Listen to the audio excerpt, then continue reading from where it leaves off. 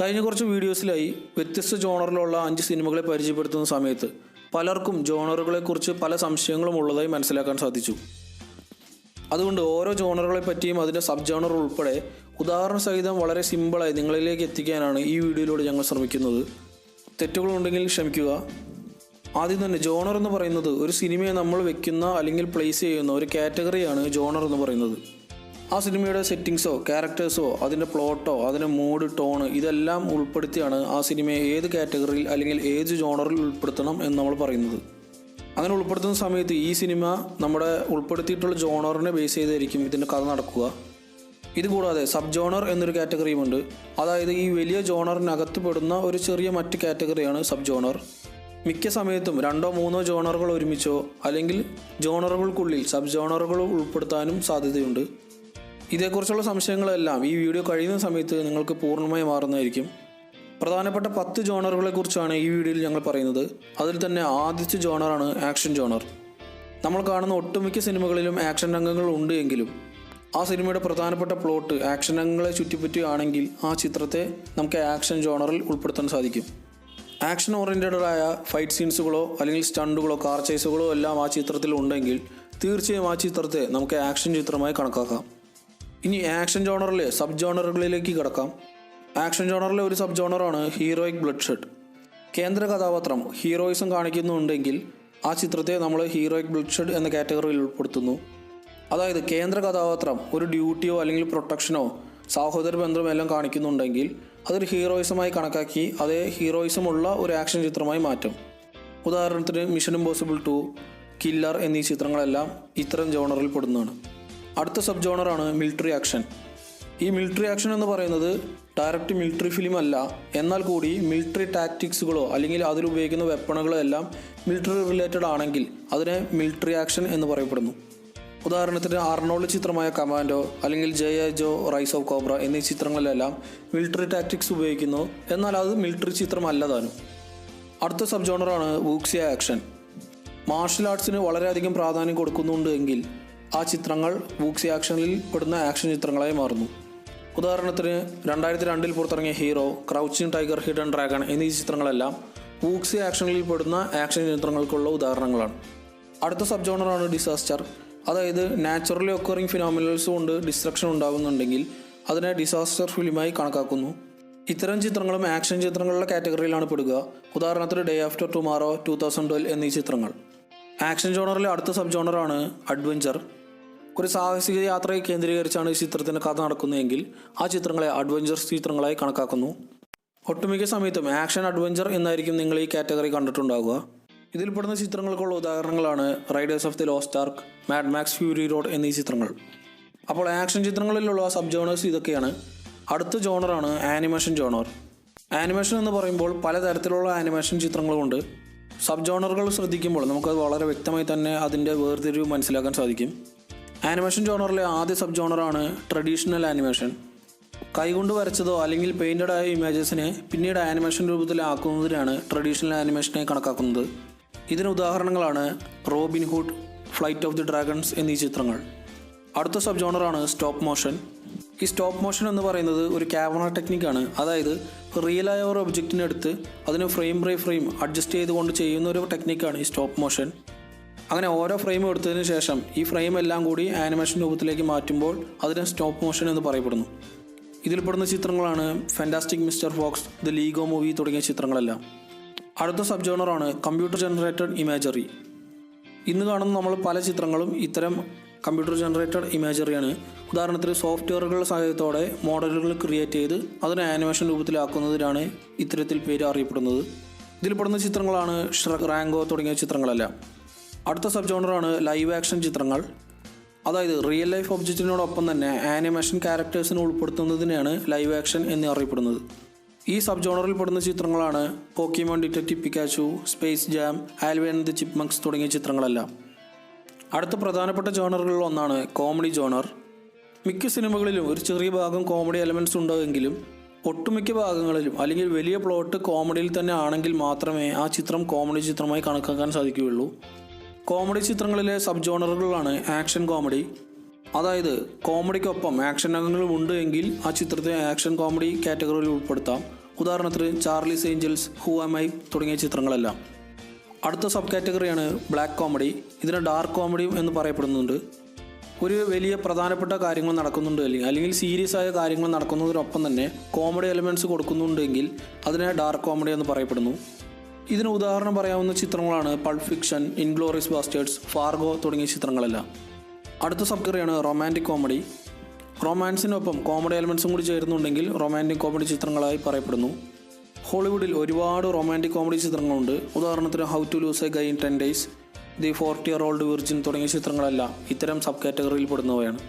അടുത്ത സബ് കാറ്റഗറിയാണ് buddy comedy. Minimum 2 അല്ലെങ്കിൽ അതിൽ കൂടുതലോ ആൾക്കാർ ചേർന്ന് നടത്തുന്ന കോമഡി എലിമെൻറ്റ്സ് ആണ് ബഡ്ഡി കോമഡി എന്ന് പറയപ്പെടുന്നത്. ഉദാഹരണത്തിന് rush hour, Harold and Kumar, hang over തുടങ്ങിയ ചിത്രങ്ങളെല്ലാം ബഡ്ഡി കോമഡി ചിത്രങ്ങളിൽ പെടുന്നു. അടുത്ത സബ് കാറ്റഗറിയാണ് റോഡ് കോമഡി. റോഡ് മൂവിയിൽ കോമഡി എലിമെൻറ്റ്സ് ചേർത്തിട്ടുണ്ടെങ്കിൽ അതിനെ റോഡ് കോമഡിയായി കണക്കാക്കുന്നു. ഇതിന് ഉദാഹരണം പറയാവുന്ന ചിത്രങ്ങളാണ് ഡംബ് ആൻഡ് ഡംബർ, ഡ്യൂ ഡേറ്റ് തുടങ്ങിയ ചിത്രങ്ങളെല്ലാം. അടുത്ത സബ് കാറ്റഗറിയാണ് സ്ലാപ്സ്റ്റിക് കോമഡി. ഡയലോഗുകൾ ഇല്ലാതെയോ അല്ലെങ്കിൽ ചുരുക്കം ഡയലോഗുകൾ കൊണ്ട് ഫിസിക്കൽ മൂവ്മെൻറ്റ് കൊണ്ട് മാത്രം കോമഡി എലിമെൻറ്റ്സ് ഉണ്ടാക്കുന്നുണ്ടെങ്കിൽ അതിനെ സ്ലാപ്സ്റ്റിക് കോമഡി എന്ന് പറയപ്പെടുന്നു. ഉദാഹരണത്തിന് ഹോം അലോൺ, മൗസ് ഹണ്ട് തുടങ്ങിയ ചിത്രങ്ങളെല്ലാം ഈ സബ് കാറ്റഗറിയിൽ പെടുന്നവയാണ്. അടുത്ത സബ് കാറ്റഗറിയാണ് പാരഡി കോമഡി. ഒറിജിനൽ മൂവീസിനെ കളിയാക്കിക്കൊണ്ടുള്ള സ്പൂഫ് പോലെയുള്ള ചിത്രങ്ങളാണ് പാരഡി എന്ന് പറയുന്നത്. Meet the Spartans, scary movie, disaster movie തുടങ്ങിയവയെല്ലാം ഈ സബ് കാറ്റഗറിയിൽ പെടുന്ന ചിത്രങ്ങളാണ്. അടുത്ത പ്രധാനപ്പെട്ട ജോണറിൽ ഒന്നാണ് ക്രൈം ജോണർ. ഒരു വലിയ ക്രൈമിനെ ചുറ്റിപ്പറ്റിയാണ് ചിത്രത്തിൻ്റെ പ്രധാന കഥ നടക്കുന്നതെങ്കിൽ ആ ചിത്രത്തെ ക്രൈം ജോണറിൽ പെടുന്ന ചിത്രങ്ങളായി കണക്കാക്കുന്നു. ക്രൈം ജോണറിലെ ആദ്യ സബ് കാറ്റഗറിയാണ് കേപ്പർ മൂവീസ്. ഈ കേപ്പർ എന്ന് പറയുന്നത് ഒരു ചെറിയ ഗ്രൂപ്പ് ഓഫ് ക്രിമിനൽസ്, അവർ വയലൻസ് ഒന്നും അധികം കാണിക്കാതെ വല്ല മോഷണത്തിന് വല്ല പോകുന്നുണ്ടെങ്കിൽ അതിനെ ഇത്തരം കാറ്റഗറിയിൽ പെടുത്താവുന്നതാണ്. അതിനുള്ള ഉത്തമ ഉദാഹരണമാണ് ഓഷ്യൻസ് 11 എന്ന ചിത്രം. അടുത്തത് ഹൈസ്റ്റ് മൂവീസ്. മോഷണം അല്ലെങ്കിൽ ഹൈസ്റ്റ് മാത്രം കേന്ദ്രീകരിച്ചാണ് കഥ നടക്കുന്നതെങ്കിൽ ഇതിനെ ഇത്തരം കാറ്റഗറിയിൽ പെടുത്താവുകയാണ്. കേപ്പറിൽ നിന്നും ഈ ഹൈസ്റ്റ് മൂവീസ് വ്യത്യസ്തപ്പെടുന്നത് വയലൻസ് രംഗങ്ങൾ മറ്റേ മൂവീസിൽ നിന്നും കൂടുതലായിരിക്കും ഇത്തരം മൂവീസിൽ. ഉദാഹരണത്തിന് ഹീറ്റ് എന്ന ചിത്രം. അടുത്തതാണ് ഗാങ്സ്റ്റർ മൂവീസ്. ഒരു ഓർഗനൈസ്ഡ് ക്രൈമിനെ അല്ലെങ്കിൽ ഒരു ഗാങ്സ്റ്റർ ബേസ് ചിത്രങ്ങളാണെങ്കിൽ അത്തരത്തെ ഗാങ്സ്റ്റർ മൂവീസായി കണക്കാക്കുന്നു. ഉദാഹരണത്തിന് ഗുഡ് ഫെല്ലാസ്, ദി ഗോഡ് ഫാദർ എന്നീ ചിത്രങ്ങളെല്ലാം ഈ സബ് കാറ്റഗറിയിൽ പെടുത്തുകയാണ്. അടുത്തത് പോലീസ് മൂവീസ്. പോലീസ് മൂവീസിൽ സ്ട്രീറ്റ് പോലീസിനെ മാത്രമാണ് ചിത്രത്തിൻ്റെ കഥ കേന്ദ്രീകരിക്കാനുള്ളത്. അതായത് ഇത്തരം ചിത്രങ്ങളിൽ ഡിറ്റക്റ്റീവ്സിനോ അല്ലെങ്കിൽ മറ്റുള്ള പോലീസുകളെ ഒന്നും ഉൾപ്പെടുത്താൻ സാധിക്കില്ല. ഉദാഹരണത്തിന് speed, end of the watch തുടങ്ങിയ ചിത്രങ്ങളെല്ലാം പോലീസ് മൂവീസിൽ പെടുന്നവയാണ്. അടുത്തതാണ് ഡിറ്റക്റ്റീവ് മൂവീസ്. ഒരു ഗവൺമെൻറ് റെപ്രസെൻറ്റേറ്റീവിൻ്റെയോ അല്ലെങ്കിൽ ഒരു പ്രൈവറ്റ് ഡിറ്റക്റ്റീവിനെയോ കേന്ദ്രീകരിച്ച് കഥ നടക്കുകയാണെങ്കിൽ അവയെ ഡിറ്റക്റ്റീവ് മൂവീസായി കണക്കാക്കാം. ഉദാഹരണത്തിന് 7, LA കോൺഫിഡൻഷ്യൽ തുടങ്ങിയ ചിത്രങ്ങളെല്ലാം ഈ ചിത്രങ്ങൾക്കുള്ള ഉദാഹരണങ്ങളാണ്. അടുത്തത് കോർട്ട് റൂം മൂവീസ്. ക്രൈം ചിത്രമാണ് എങ്കിലും ഭൂരിഭാഗം സമയം കോർട്ട് റൂമിനുള്ളിലാണ് ചിത്രത്തിൻ്റെ കഥ നടക്കുന്നതെങ്കിൽ അതിനെ കോർട്ട് റൂം ചിത്രങ്ങളായി കണക്കാക്കുന്നു. അതിനുള്ള ഉത്തമ ഉദാഹരണമാണ് എ ഫ്യൂ ഗുഡ് മെൻ എന്ന ചിത്രം. അടുത്ത പ്രധാനപ്പെട്ട ജോണറുകളിലൊന്നാണ് ഡ്രാമ ജോണർ. സാധാരണഗതിയിൽ ഉണ്ടാകുന്ന കാര്യങ്ങളോ അല്ലെങ്കിൽ ഇമോഷൻസിനോ ഫീലിങ്സിനോ അല്ലോ വളരെയധികം പ്രാധാന്യം കൊടുക്കുന്നുണ്ടെങ്കിൽ അത്തരം ചിത്രങ്ങളെ ഡ്രാമ ജോണറിൽ പെടുന്ന ചിത്രങ്ങളായി ഉൾപ്പെടുത്താം. ഡ്രാമയിലെ സബ് ജോണറുകളിൽ ആദ്യ സബ് ജോണറാണ് മെലോഡ്രാമ. മ്യൂസിക്കിൻ്റെ സഹായത്തോടെ ഇമോഷൻസിന് വളരെയധികം പ്രാധാന്യം കൊടുത്തുകൊണ്ടാണ് ചിത്രത്തിൻ്റെ കഥ നീങ്ങുന്നത് എങ്കിൽ അതിനെ മെലോഡ്രാമ ചിത്രങ്ങളായി കണക്കാക്കാം. ഉദാഹരണത്തിന് Beaches, Gone with the Wind എന്നീ ചിത്രങ്ങളെല്ലാം മെലോഡ്രാമ കാറ്റഗറിയിൽ പെടുത്താവുന്നവയാണ്. അടുത്താണ് ടീൻ ഡ്രാമ. ടീനേജേഴ്സിൻ്റെ ലൈഫ് സ്റ്റൈൽസ് എടുത്തു കാണിക്കുന്ന ചിത്രങ്ങളാണെങ്കിൽ അതിനെ ടീൻ ഡ്രാമ ചിത്രങ്ങളായി കണക്കാക്കാം. The Edge of 17, If I Stay തുടങ്ങിയ ചിത്രങ്ങളെല്ലാം ഈ ചിത്രങ്ങൾക്കുള്ള ഉദാഹരണങ്ങളാണ്. അടുത്തത് മെഡിക്കൽ ഡ്രാമ. ഹെൽത്ത് കണ്ടീഷൻസോ അല്ലെങ്കിൽ മെഡിക്കൽ റിലേറ്റഡ് കാര്യങ്ങളോ ചുറ്റിപ്പറ്റിയാണ് ചിത്രത്തിന് കഥ നടക്കുന്നതെങ്കിൽ അതിനെ മെഡിക്കൽ ഡ്രാമയായി കണക്കാക്കാം. ഉദാഹരണത്തിന് ഹൗസ് എന്ന ചിത്രം. അടുത്ത പൊളിറ്റിക്കൽ ഡ്രാമ. പൊളിറ്റിക്സിനാണ് കൂടുതൽ പ്രാധാന്യം കൊടുക്കുന്നതെങ്കിൽ അതിനെ പൊളിറ്റിക്കൽ ഡ്രാമയായി കണക്കാക്കാം. ഇതിനുള്ള ഉത്തമ ഉദാഹരണമാണ് TV സീരീസായ ഹൗസ് ഓഫ് കാർഡ്സ് എന്ന സീരീസ്. അടുത്തത് ആന്ത്രപ്പോളജിക്കൽ ഡ്രാമ. അതായത് മനുഷ്യൻ്റെ ബിഹേവിയേഴ്സിനോ അല്ലെങ്കിൽ സൊസൈറ്റിയിൽ നടക്കുന്ന കാര്യങ്ങൾക്കോ കൂടുതൽ പ്രാധാന്യം കൊടുക്കുന്നുണ്ടെങ്കിൽ അതിനെ ആന്ത്രപ്പോളജിക്കൽ ഡ്രാമയായി കണക്കാക്കുന്നു. ഉദാഹരണത്തിന് സിറ്റി ഓഫ് ഗോഡ് എന്ന ചിത്രം. അടുത്തത് റിലീജിയസ് ഡ്രാമ. റിലീജിയസായി നടക്കുന്ന കാര്യങ്ങളെ കേന്ദ്രീകരിച്ചാണ് ചിത്രത്തിൻ്റെ കഥ നടക്കുന്നതെങ്കിൽ അത് റിലീജിയസ് ഡ്രാമയായി മാറുന്നു. ഉദാഹരണത്തിന് passion of the Christ, silence തുടങ്ങിയ ചിത്രങ്ങളെല്ലാം. അടുത്തത് ഡോക്യുഡ്രാമ. ഡോക്യുഡ്രാമ എന്ന് പറയുന്നത് ഡോക്യുമെൻ്ററി ലെവലിലുള്ള അല്ലെങ്കിൽ റിയൽ ലൈഫ് ഇൻസിഡൻസ് എടുത്തു കാണിക്കുന്ന ചിത്രങ്ങളെയാണ് ഡോക്യുഡ്രാമ ചിത്രങ്ങളായി കണക്കാക്കുന്നത്. ഉദാഹരണത്തിനാണ് ക്യാപ്റ്റൻ ഫിലിപ്സ്, 127 ഹവേഴ്സ് തുടങ്ങിയ ചിത്രങ്ങളെല്ലാം ഈ ജോണറിൽ പെടുന്നവയാണ്. അടുത്ത ജോണറാണ് ഫാൻറ്റസി ജോണർ. ഒരു സാങ്കല്പിക ലോകത്താണ് കഥ പ്രധാനമായി നടക്കുന്നതെങ്കിൽ അതിനെ ഫാൻറ്റസി ജോണർ ചിത്രങ്ങളായി കണക്കാക്കാം. ഈ ചിത്രങ്ങളിൽ സൂപ്പർ നാച്ചുറൽ എലമെൻസോ അല്ലെങ്കിൽ മിത്തിക്കൽ ക്യാരക്ടേഴ്സോ മാജിക്കുകളോ എല്ലാം കൂടുതൽ പ്രാധാന്യം കൊടുക്കുന്നുണ്ടെങ്കിൽ അവയെ ഫാൻറ്റസി ജോണർ ചിത്രങ്ങളായി കണക്കാക്കുന്നു.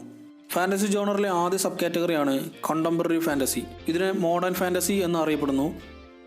ഈ മോഡേൺ ഫാൻറ്റസി നടക്കുന്നത് പ്രസൻറ്റ് സിറ്റുവേഷനിൽ ബേസ് ചെയ്തായിരിക്കണം, അല്ലെങ്കിൽ പ്രസൻ്റ് ആയിട്ടുള്ള ടൈം പീരീഡിനെ ബേസ് ചെയ്താണ് ഫാൻറ്റസി എലമെൻറ്റ്സ് നടക്കുന്നതെങ്കിൽ അതിനെ മോഡേൺ ഫാൻറ്റസി എന്നറിയപ്പെടുന്നു. ഉദാഹരണത്തിന് ക്രോണിക്കിൾസ് ഓഫ് നാർണിയ, ഹാരി പോട്ടർ തുടങ്ങിയ ചിത്രങ്ങളെല്ലാം മോഡേൺ ഫാൻറ്റസിയെ കണക്കാക്കാം. അടുത്തത് ഡാർക്ക് ഫാൻറ്റസി. ഒരു ചെറിയ ഹൊറർ ടച്ചോട് കൂടി അല്ലെങ്കിൽ ഒരു പേടിപ്പെടുത്തുന്ന സ്ഥലത്ത് നടക്കുന്ന ഫാൻറ്റസി എലമെൻറ്റ്സ് ആണെങ്കിൽ ആ ചിത്രത്തെ ഡാർക്ക് ഫാൻറ്റസി ചിത്രങ്ങളായി ഉൾപ്പെടുത്താം. ഉദാഹരണത്തിന് പാൻസ് ലേബറിന്ത് എന്ന് പറയുന്ന ചിത്രം. അടുത്തത് ഹൈ ഫാൻറ്റസി. ഒരു സാങ്കല്പിക ലോകത്ത് മാത്രമാണ് ഇതിന് കഥ നടക്കുന്നതെങ്കിൽ അതിനെ ഹൈ ഫാൻറ്റസി ചിത്രങ്ങളായി ഉൾപ്പെടുത്താം. ഉദാഹരണത്തിന് ലോർഡ് ഓഫ് ദി റിങ്സ് അല്ലെങ്കിൽ ഗെയിം ഓഫ് ത്രോൺസ് തുടങ്ങിയ TV ഷോസ് എല്ലാം.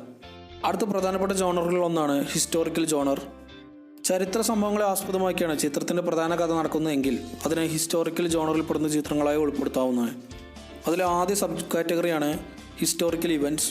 ചരിത്രത്തിലുള്ള ഒരു പ്രധാനപ്പെട്ട ഇവൻറ്റിനെ ബേസ് ചെയ്താണ് ചിത്രത്തിൻ്റെ കഥ നടക്കുന്നതെങ്കിൽ അതിനെ ഹിസ്റ്റോറിക്കൽ ഇവൻറ്റ്സായി കണക്കാക്കാം. ഇതൊരിക്കലും ബയോഗ്രഫി എന്ന ചിത്രത്തിൽ ഉൾപ്പെടുത്തുന്നില്ല. ഉദാഹരണത്തിന് അപ്പോളോ 13, ലിങ്കൺ തുടങ്ങിയ ചിത്രങ്ങളെല്ലാം.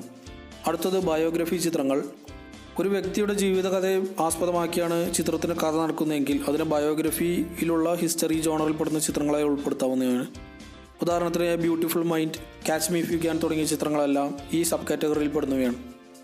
അടുത്തത് ഹിസ്റ്റോറിക്കൽ എപ്പിക്. ചരിത്രത്തിൽ നടന്ന വലിയ വലിയ കാര്യങ്ങൾ എടുത്തു കാണിക്കുന്ന ചിത്രങ്ങളാണ് ഹിസ്റ്റോറിക്കൽ എപ്പിക് മൂവീസായി കണക്കാക്കുന്നത്. ഉദാഹരണത്തിന് ബെൻഹർ, ട്രോയ് തുടങ്ങിയ ചിത്രങ്ങളെല്ലാം. അടുത്തത് ആൾട്ടർനേറ്റ് ഹിസ്റ്ററി. ചരിത്രത്തിൽ നടന്ന സംഭവങ്ങളെ മറ്റൊരു രീതിയിൽ ചിത്രീകരിച്ച് കാണിക്കുന്നതിനെയാണ് ആൾട്ടർനേറ്റ് ഹിസ്റ്ററി ചിത്രങ്ങളായി കണക്കാക്കുന്നത്. ഉദാഹരണത്തിന് the man in the high castle, inglourious basterds തുടങ്ങിയ ചിത്രങ്ങളെല്ലാം ആൾട്ടർനേറ്റ് ഹിസ്റ്ററി എന്ന കാറ്റഗറിയിൽ പെടുന്ന ചിത്രങ്ങളാണ്. അടുത്ത ജോണറാണ് ഹൊറർ ജോണർ.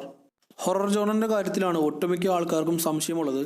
സൂപ്പർ നാച്ചുറൽ എലമെൻസോ അല്ലെങ്കിൽ ഗോസ്റ്റിനെ കാണിക്കുന്ന ചിത്രങ്ങൾ മാത്രമല്ല ഹൊറർ ജോണർ ചിത്രങ്ങൾ എന്ന് ആദ്യം മനസ്സിലാക്കണം. നമ്മളെ പേടിപ്പിക്കുന്ന എന്ത് എലമെൻറ്റ്സ് ഉണ്ടെങ്കിലും അതിനെ ഹൊറർ ചിത്രങ്ങളായി കണക്കാക്കാം. ഹൊറർ ജോണേഴ്സിലെ സബ് കാറ്റഗറിയിൽ പെടുന്ന ആദ്യ കാറ്റഗറിയാണ് ഗോസ്റ്റ് ചിത്രങ്ങൾ. ഒരു വ്യക്തിയുടെ ആത്മാവിനെയോ അല്ലെങ്കിൽ ഒരു സ്പിരിറ്റിനെയോ കേന്ദ്രീകരിച്ചാണ് ചിത്രത്തിന് കഥ നടക്കുന്നതെങ്കിൽ അതിനെ ഗോസ്റ്റ് മൂവീസായി കണക്കാക്കുന്നു. ഉദാഹരണത്തിന് എല്ലാവർക്കും അറിയുന്ന പോലെ കോഞ്ചറിങ്, ഇൻസിഡിയസ്, അതേഴ്സ് തുടങ്ങിയ ചിത്രങ്ങളെല്ലാം ഗോസ്റ്റ് മൂവീസിൽ പെടുന്നവയാണ്. അടുത്തത് മോൺസ്റ്റർ മൂവീസ്. സൂപ്പർ നാച്ചുറലായ ക്രീച്ചേഴ്സ്, അതായത് വെയർ വൂൾഫോ വാമ്പയറോ അല്ലെങ്കിൽ ഉണ്ടെങ്കിൽ അതിനെ മോൺസ്റ്റർ ചിത്രങ്ങളെ കണക്കാക്കാം. ഉദാഹരണത്തിന് Underworld, American Werewolf in London തുടങ്ങിയ ചിത്രങ്ങളെല്ലാം ഈ ചിത്രങ്ങൾക്കുള്ള ഉദാഹരണങ്ങളാണ്. അടുത്തത് സ്ലാഷർ മൂവീസ്. ഷാർപ്പ് വെപ്പൺസ് ഉപയോഗിച്ച് അക്രമം ചെയ്യുന്നതും അല്ലെങ്കിൽ ഡിസ്റ്റർബിങ്ങുമായ ഹൊറർ എലമെൻറ്റ്സ് ഉള്ള ചിത്രങ്ങളെയാണ് സ്ലാഷർ മൂവീസായി കണക്കാക്കുന്നത്. ഇതിന് ഉദാഹരണങ്ങളാണ് സോ, റോങ് ടേൺ തുടങ്ങിയ ചിത്രങ്ങളെല്ലാം. അടുത്ത പ്രധാനപ്പെട്ട ജോണറുകളിൽ ഒന്നാണ് സയൻസ് ഫിക്ഷൻ ജോണർ. ഫാൻറ്റസി ജോണറിൽ മാജിക്കും സൂപ്പർ നാച്ചുറൽ എലമെൻറ്റ്സും എല്ലാം ഉപയോഗിക്കുന്ന സമയത്ത് സയൻസ് ഫിക്ഷൻ ജോണറിലാകട്ടെ സൈഫൈ എലമെൻറ്റ്സും അല്ലെങ്കിൽ ടെക്നോളജിയുടെ ഉപയോഗങ്ങളെല്ലാമാണ് ഈ ചിത്രങ്ങളിൽ ഉപയോഗിക്കുന്നത്. ഇതിലെ സബ് ജോണറിൽ പെടുന്ന ആദ്യ ചിത്രമാണ് സൈബർ പങ്ക്. വിർച്വൽ റിയാലിറ്റിയോ അല്ലെങ്കിൽ ആർട്ടിഫിഷ്യൽ ഇൻ്റലിജൻസിൻ്റെ എല്ലാം സഹായം കൂടുതലായി ഉപയോഗിക്കുന്ന ചിത്രങ്ങളെയാണ് സൈബർ പങ്ക് ചിത്രങ്ങളായി കണക്കാക്കുന്നത്. ഉദാഹരണത്തിന് ബ്ലേഡ് റണ്ണർ, എലീസിയം തുടങ്ങിയ ചിത്രങ്ങളെല്ലാം. അടുത്ത സബ് കാറ്റഗറിയാണ് സ്റ്റീം പങ്ക്. ഭാവിയിൽ വരാൻ സാധ്യതയുള്ള ഇൻഡസ്ട്രിയൽ റവല്യൂഷനെ കേന്ദ്രീകരിച്ചാണ് കഥ നടക്കുന്നതെങ്കിൽ അതിനെ സ്റ്റീം പങ്ക് ചിത്രങ്ങളായി കണക്കാക്കാം. ഉദാഹരണത്തിന് മോർട്ടൽ എൻജിൻസ് എന്ന ചിത്രങ്ങൾ. അടുത്തത് ടെക്നോയർ. ടെക്നോയർ എന്ന് പറയുന്നത് ടെക്നോളജി നമ്മുടെ ഹ്യൂമാനിറ്റിയെ ഏതെങ്കിലും തരത്തിൽ ബാധിക്കുന്നുണ്ടെങ്കിൽ അതിനെ ടെക്നോയർ ചിത്രങ്ങളായി കണക്കാക്കുന്നു. ഉദാഹരണത്തിന് ടെർമിനേറ്റർ എന്ന ചിത്രം. അടുത്തത് സ്പേസ് ഒപ്പേറ. സ്പേസിൽ നടക്കുന്ന അഡ്വഞ്ചേഴ്സോ വാർഫെയർസോ അല്ലെങ്കിൽ റൊമാൻസോ എല്ലാം സ്പേസ് ഒപ്പേറ ചിത്രങ്ങളായി കണക്കാക്കുന്നു. ഇതിനുള്ള ഉത്തമ ഉദാഹരണമാണ് സ്റ്റാർ വാർസ് ചിത്രങ്ങൾ. അടുത്തത് മിലിറ്ററി സയൻസ് ഫിക്ഷൻ ചിത്രങ്ങൾ. ടെക്നോളജിയുടെ സഹായത്തോടെ ഫിക്ഷണലായ മിലിറ്ററി ടെക്നിക്സ് ആണ് ഉപയോഗിക്കുന്നതെങ്കിൽ അതിനെ മിലിറ്ററി സയൻസ് ഫിക്ഷൻ ചിത്രങ്ങളായി കണക്കാക്കുന്നു. ഉദാഹരണത്തിന് Starship troopers, arrival, edge of tomorrow തുടങ്ങിയ ചിത്രങ്ങളെല്ലാം. അടുത്ത ജോണറാണ് ത്രില്ലർ ജോണർ. ത്രില്ലർ എന്ന് പറയുമ്പോൾ എല്ലാ തരം ത്രില്ലർ ചിത്രങ്ങളും ഇവയിൽ ഉൾപ്പെടുന്നു. അതായത് മിസ്റ്ററിയോ അല്ലെങ്കിൽ സസ്പെൻസോ ആങ്സൈറ്റിയോ ഉണ്ടാക്കുന്ന ചിത്രങ്ങളാണെങ്കിൽ അതിന് ത്രില്ലർ ചിത്രങ്ങളായി കണക്കാക്കാൻ സാധിക്കുന്നതാണ്. ഇവയിൽ പെടുന്ന സബ് കാറ്റഗറിയിലെ ആദ്യ സബ് കാറ്റഗറിയാണ് സൈക്കോളജിക്കൽ ത്രില്ലർ. സൈക്കോളജിക്കലി അൺസ്റ്റേബിളായ ഒരു ക്യാരക്ടറിനെ എടുത്ത് കാണിക്കുന്നുണ്ടെങ്കിൽ അത് സൈക്കോളജിക്കൽ ത്രില്ലർ ചിത്രമായി കണക്കാക്കുന്നു. ഉദാഹരണത്തിന് silence of the lambs, the shining, Mulholland drive തുടങ്ങിയ ചിത്രങ്ങളെല്ലാം സൈക്കോളജിക്കൽ ത്രില്ലർ ചിത്രങ്ങളാണ്. അടുത്തത് മിസ്റ്ററി ത്രില്ലർ. റിയാലിറ്റിയോട് വളരെയധികം അടുത്ത് കിടക്കുന്നതും എന്നാൽ മിസ്റ്ററി എലമെൻറ്റ്സ് വളരെ കൂടുതലുമുള്ള ചിത്രങ്ങളാണ് മിസ്റ്ററി ത്രില്ലർ ചിത്രങ്ങൾ. ഉദാഹരണത്തിന് The Girl with the Dragon Tattoo, Gone Girl തുടങ്ങിയ ചിത്രങ്ങൾ. അടുത്തത് ടെക്നോ ത്രില്ലർ. ടെക്നോളജിക്ക് വേണ്ടിയുള്ളതോ അല്ലെങ്കിൽ ടെക്നോളജി ഉപയോഗിച്ചിട്ടുള്ള ചിത്രങ്ങളാണ് ഈ ടെക്നോ ത്രില്ലർ ചിത്രങ്ങളെന്ന് പറയപ്പെടുന്നത്. ഉദാഹരണത്തിന് റോബോകോപ്പ്, സോഴ്സ് കോഡ് തുടങ്ങിയ ചിത്രങ്ങളെല്ലാം. സിനിമകളിലും സീരീസുകളിലും ഉപയോഗിക്കുന്ന പ്രധാനപ്പെട്ട 10 ജോണറുകളാണ് ഈ വീഡിയോയിൽ ഞങ്ങൾ ഉൾപ്പെടുത്തിയത്. ഈ ജോണറുകളെല്ലാം ഒറ്റയ്ക്ക് തന്നെ ഇരിക്കണമെന്നില്ല. ഉദാഹരണത്തിന് ത്രില്ലർ എന്നൊരു ജോണർ എടുത്താൽ പലതരത്തിലുള്ള ത്രില്ലർ ജോണറുകളെ നമുക്ക് കാണാൻ സാധിക്കും. Action thriller, adventure thriller, psychological thriller അല്ലെങ്കിൽ ക്രൈം ത്രില്ലർ എന്നിങ്ങനെ പല വലിയ ജോണറുകളും തമ്മിൽ മിക്സ് ആവുന്നത് പല സമയത്ത് നമുക്ക് കാണാം. ഇതുകൂടാതെ പല വലിയ ജോണേഴ്സിനും അകത്തുപെടുന്ന പല സബ് കാറ്റഗറികളെയും ഈ വീഡിയോയിൽ ഞങ്ങൾ പറഞ്ഞിരുന്നു. ഞങ്ങളാൽ കഴിയുന്ന വിധം മാക്സിമം വളരെ സിമ്പിളായ രീതിയിൽ ഈ കാറ്റഗറിയെ അല്ലെങ്കിൽ ഈ ജോണറുകളെ എക്സ്പ്ലെയിൻ ചെയ്യാൻ ഞങ്ങൾ ശ്രമിച്ചിട്ടുണ്ട്. ഇനിയും ജോണറുകളെക്കുറിച്ച് നിങ്ങൾക്ക് സംശയമുണ്ടെങ്കിൽ താഴെ കമൻറ്റ് ബോക്സിൽ ഉൾപ്പെടുത്തുക. ജോണറുകൾ പോലെയുള്ള മറ്റു പല സംശയങ്ങളെയും ഉണ്ടെങ്കിൽ അതും താഴെ കമൻറ്റ് ബോക്സിൽ